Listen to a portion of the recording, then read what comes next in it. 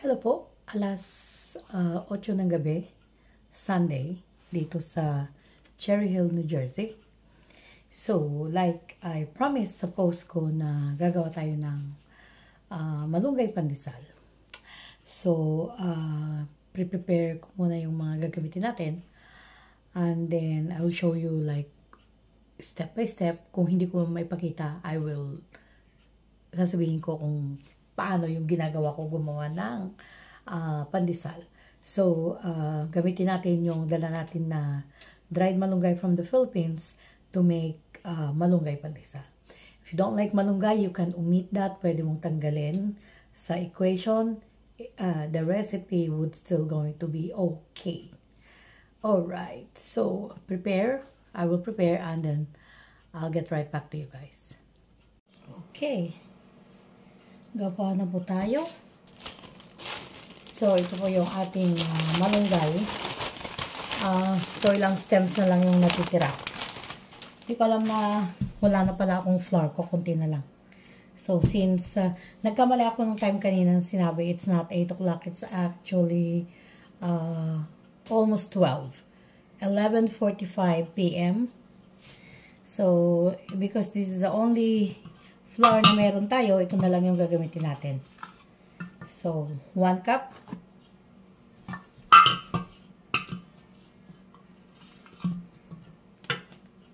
Two.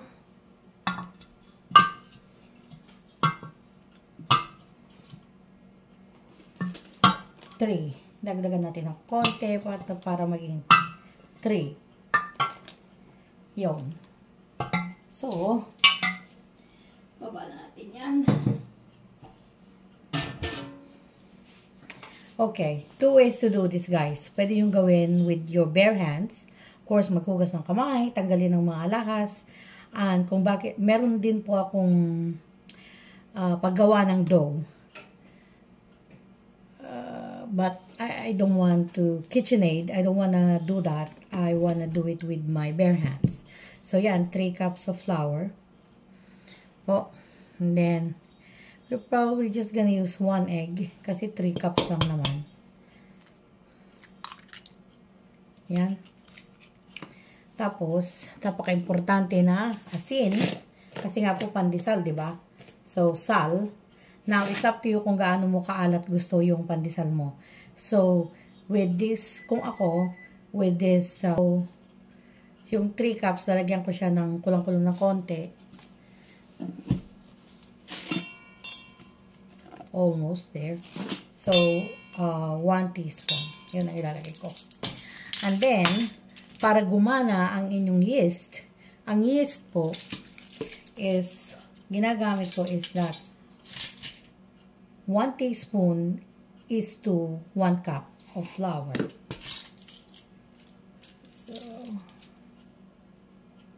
So na yung teaspoon natin. Ayan. Teaspoon po, ha. Ay, nope.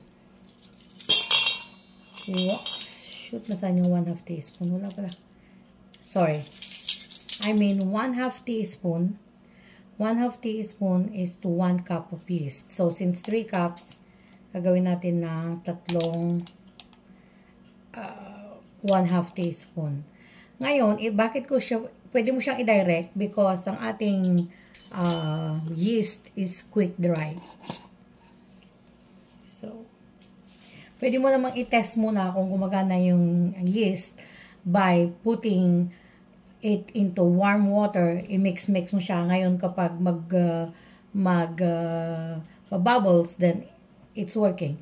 Dito ka lang mapapalpak kapag hindi buhay ang yeast mo. Kaya kailangan buhay ang yeast.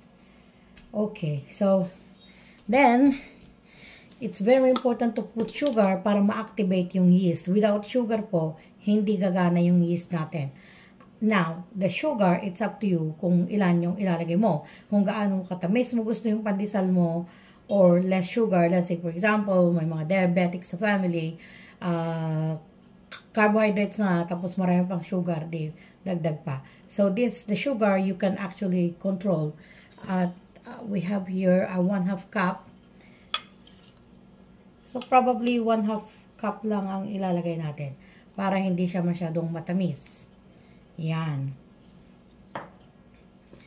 It's up to you. Okay? Okay. Ngayon, isa sa mga ingredients na nilalagay. Okay, sa paggawa ng pandesal, meron kang pwedeng ilagay na para hindi siya titigas agad na isang, what do you call this one? Basta, I forgot. A powder also, para ihalo mo, para hindi siya titigas agad. But hindi po natin ginagamit yan. We're using actually a flour paste. Paste po ng harina na ginawa ko. So, this is only 2 tablespoon ng harina. Na gumawa lang ako ng paste. Ayan, o. So, halo natin yan. And then, ito optional. Sour cream. Kung bakit ako gagamit ng sour cream, magpapadense doon sa pandesal para hindi siya yung parang iganon mo lang pit-pit na yung pandesal. No, I want more dense. Kaya ang gumagamit ako ng sour cream, again, it's optional. So, with the sour cream, I probably just going to use 1/2 cup. At saka mag-ano yung lasa niya. Mag-e-enhance. Yeah, I know it's not a classic pandesal. But if I want a classic pandesal, then I will just buy from the store, right? Since ginagawa ko to, so I can play with the kind of pandesal I want. Okay. Though I can do the classic also. Ang pag-classic, wag mo nga haluan ng mga to. Wag mo nga haluan ng sour cream. Wag mo nga haluan ng flour paste. Yon. And then, napakadali lang po ito. And then, maglalagay na tayo ng malunggay.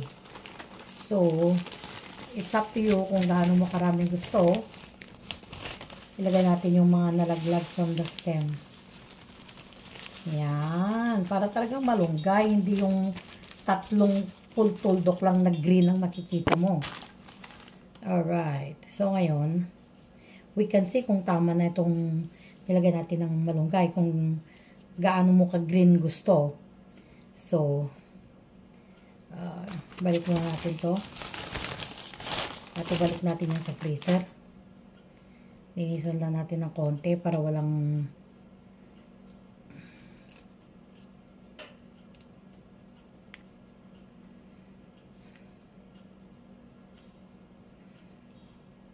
okay. Yan. Kahit huwag mo pang halo-haluin para minsan na lang. And then, okay, kung may full milk kayo, then use it.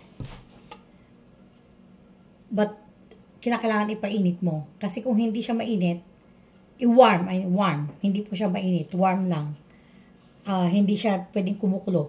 Mainit lang siya, pero hindi ka mapapaso. So, hindi ko pwedeng sabihin sa inyo kung ilan ang ilalagay ko kasi kung minsan depende kung anong klaseng flour meron ka. Meron yung mga flour na mas kailangan niya ng mas maraming liquid at meron naman yung mga mas konti. So ngayon, kinakailangan mag-adjust ka. So nagpainit tayo, nag-warm tayo ng 1 cup of milk. Tignan natin kung enough na to.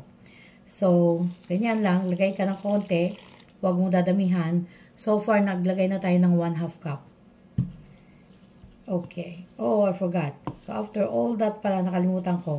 Kinakailangan maglagay ka rin ng oil or butter or margarine or shortening. Gagamit po tayo ng oil. So, usually, you only use 1/4 pag mga ganyan na 3 cups na oil. Kung sumobra ka man sa 1/4, it's okay. Pero wag kang less than 1/4. Okay, yan. So, kung gagamitin mo yung KitchenAid mo, ayan na, ready na yan. Yung dough maker mo, okay na yan. Pero, ako, dahil I wanna use my hand, kasi ito yung pangpatanggal ng stress, no? This part. Ayan. Gusto ko kasi yung feel. Kaya tingnan mo, nag-limit tayo dun sa milk kasi may may ano tayo, may oil. Right? Ito na yung ginagawa natin na masa. I think tama na siguro yung pandesal natin. Ay, yung tawag ito. What do you call that? Malunggay. Hindi po to cooking show, ha? Ito ginagawa lang natin dahil gising tayo sa gabi. So, ngayon, i-ready na natin tong dough. Pero, dahil paaalsahin natin to, at winter ngayon, matagal magpaalsa pag winter. Pag sa Pilipinas, nung gumawa ko doon ng tinapay, half an hour umalsa na. So, dito medyo matagal-tagal. Kaya, ready na natin to. Siguro, balikan natin ng alas 4 ng madaling araw or alas 5. And then, doon natin gagawin. So, as you see, pag ganyan, keep kneading it. Kung masyadong basa na kagaya nito, sumobra tayo sa milk. So, kung bakit pala sumobra ako ng milk, nakalimutan ko, naglagay pala ako ng sour cream. Kaya tignan malapot-lapot siya, because of the sour cream. Again, like I said, you can skip the sour cream. Hindi mo kinakailangan lagyan ng sour cream. Ako lang po to. Magdadagdag tayo ng flour.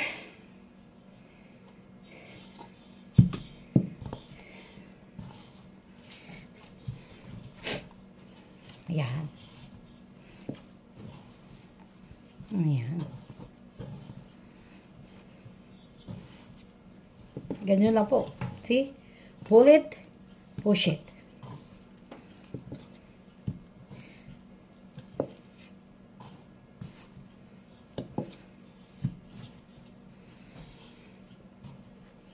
Ganyan po talaga. Dahil nga, sabi ko, iba-iba ang flour at hindi standard na flour ang ginagamit natin para maging standard yung mga measurements natin. Kaya, mag-adjust ka. Sometimes mag-a-add ka ng flour, sometimes mag-a-add ka ng milk.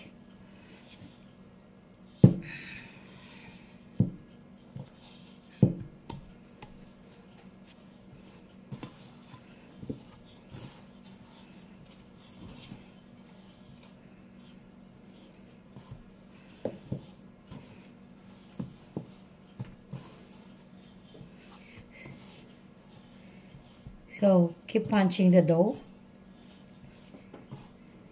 Parang totally nag-add tayo ng 1 cup flour. Para mas maganda yung paglalaro natin sa dough. Pwede ka lang mag-add ng konti-konting either oil or milk. Ayan. See? Gaano katagal mo to gagawin hanggang maging smooth po siya. Sometimes it takes 10 minutes.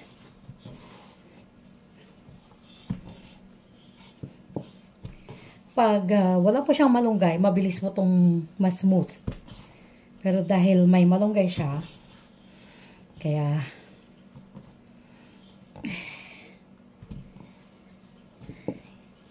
yan, unti-unti na po.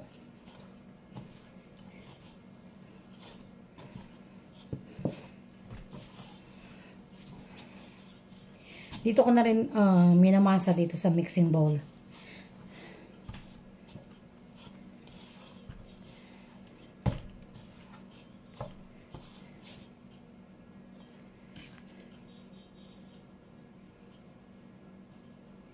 Tagalin natin yung... Kaya it's very, very important to wash your hand thoroughly with soap and water. Because and then you hindi dapat mahabang kuko mo.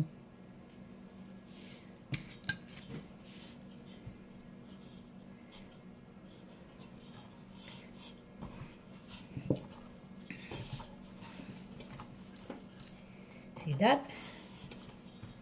Aha!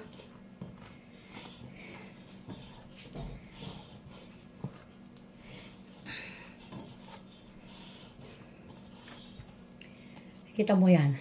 Yan. Maganda na siya. So, kapag may time ka naman na magpaalsa, hindi mo kinakailangan ng masahin ng pagmamasa ng matagal. Yung basta lang maging smooth na siya. O kahit konting smooth lang yan, okay na yan. Actually, kung minsan, basta paghahaluin ko lang, hindi ko na minamasa.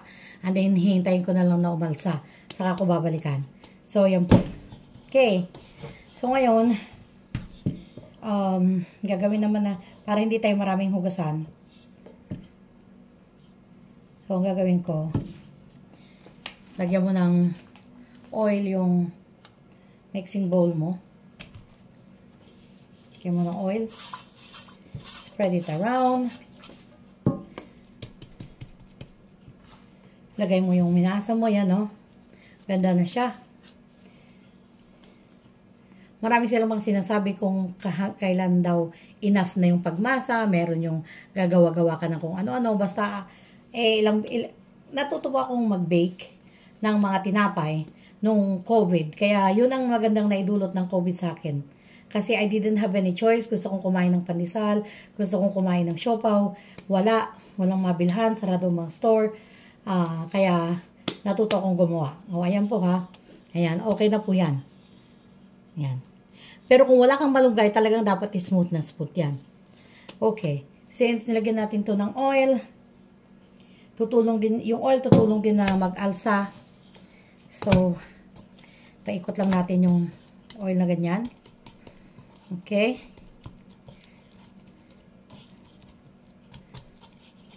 Okay. Next step. Lalagyan ko siya ng saran wrap.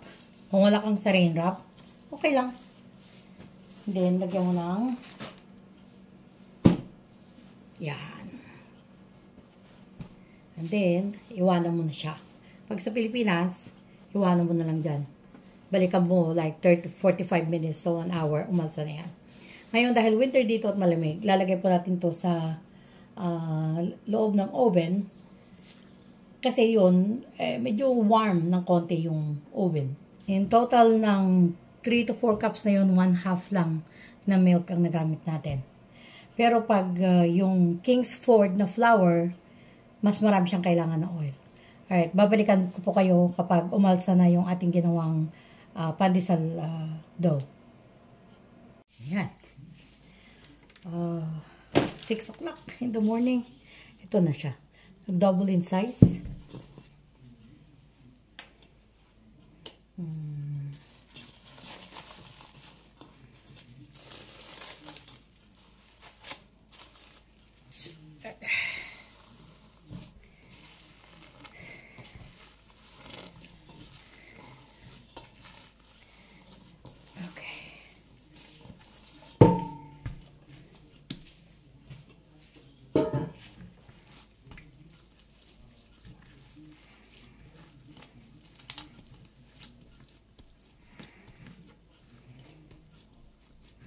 Ayan ang talagang malunggay pandesal. Ayan.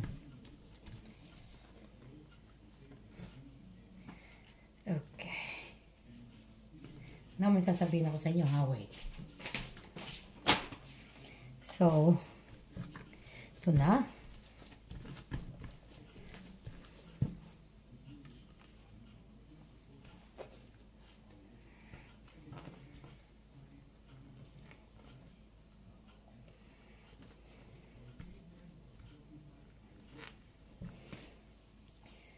Pwede nyo itimbang kung may timbangan kayo na maliit para kitchen timbangan.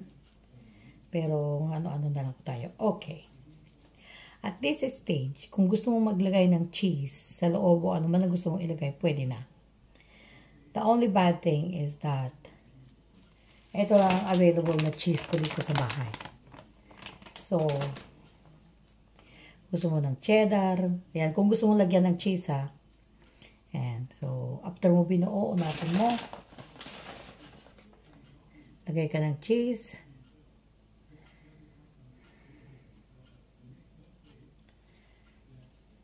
Ayan, ibuo mo.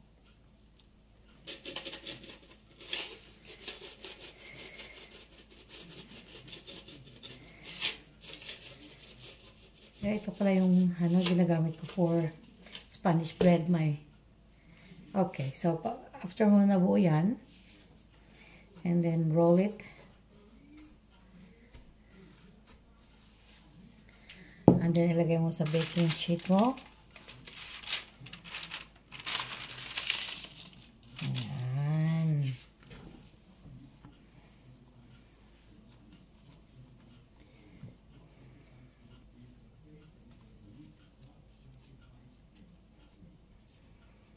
So, mamaya natin yan sa ano. Buo muna tayo. Tapos kung ano yung pinagsaraduhan mo, yun ang nasa ilalim.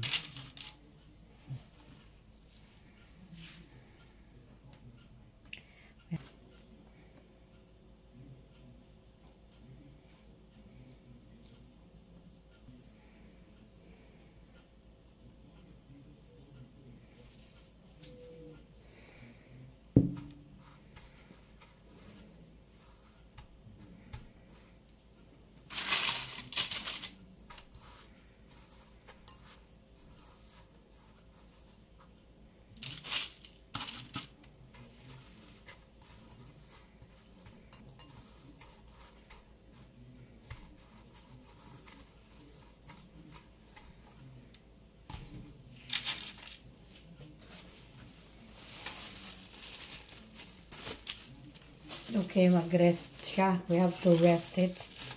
Pag nasa malamig kayong lugar, at least you need half an hour siguro to 45 minutes. Alam nyo kasi magtataas ulit siya. Pag nasa Pilipinas ka, baka sa init mo 10 minutes lang. Ayan. We come back. So, ano yan? 45 minutes. Hindi masyadong umalsa, pero lagay na natin. So, 340 degrees Fahrenheit. Kung nasa Pilipinas kayo, yung 340 degrees, dapat hindi tataas sa 180. Kasi depende kasi sa oven nyo eh. So, itong oven ko kasi dito, sanay na ako. Sa, ano niya, quirky niya. So, yan ha. So, kinakailangan i-rest mo. Kapag binuo mo na o binilog mo na yung pandesal, tapos, nilagyan mo na niroll mo na siya sa breadcrumbs. Ayun, nakaroll na siya sa breadcrumbs. Ano? Tapos, iniwan mo siya muna. Kinakain mag-rest para hindi matigas ang pandesal mo. Kaya, ayan, naka 340 degrees na ang ating oven. Fahrenheit po to. Bahala na kayong mag-adjust sa, pag sa Pilipinas, mga 170, 175 degrees Celsius. Depende po sa oven ninyo. Yan. So, lalagay na natin.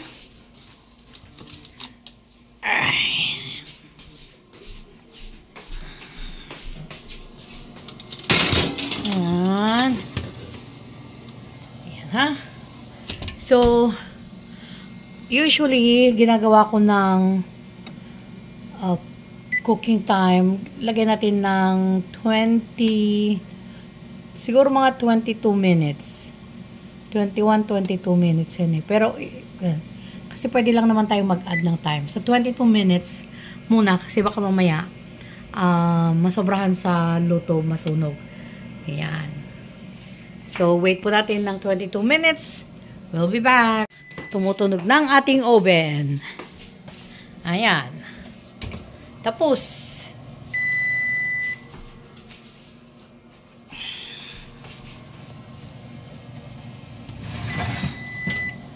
ayan na. It's okay. It's brown enough. Okay na yan. Tayin natin ang oven. Akala ko magdadagdag pa ako ng 2 minutes. Hindi na pala. Okay na siya. O, diba? Ito na yung ating malunggay pandesal.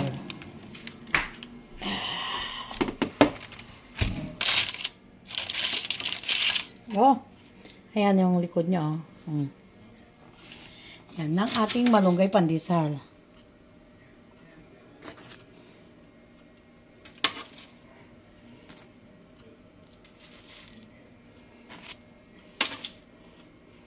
Bango. Smells so good. Ayan, o diba? Ayan, ganyan ang malunggay pandesal. May malunggay. May malunggay kang makikita. Eh, yung mga malunggay sa malunggay pandesal sa Pilipinas, wala akong malunggay na nakikita. Konting-konting green, tapos may tatlong tuldok na green. Ano yun? Yan. Ngayon, yan na yan. Oh, di ba? Ngayon, tikman natin. So, tikman natin yung pandesal.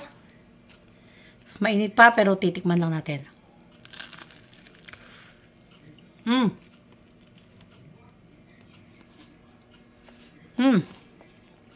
Ha? Tama lang yung tamis niya. Tsaka alat niya. Kaya, sarap. Ito, hindi to basta-basta, yung titigas. Kasi yung nilagay natin na flour paste.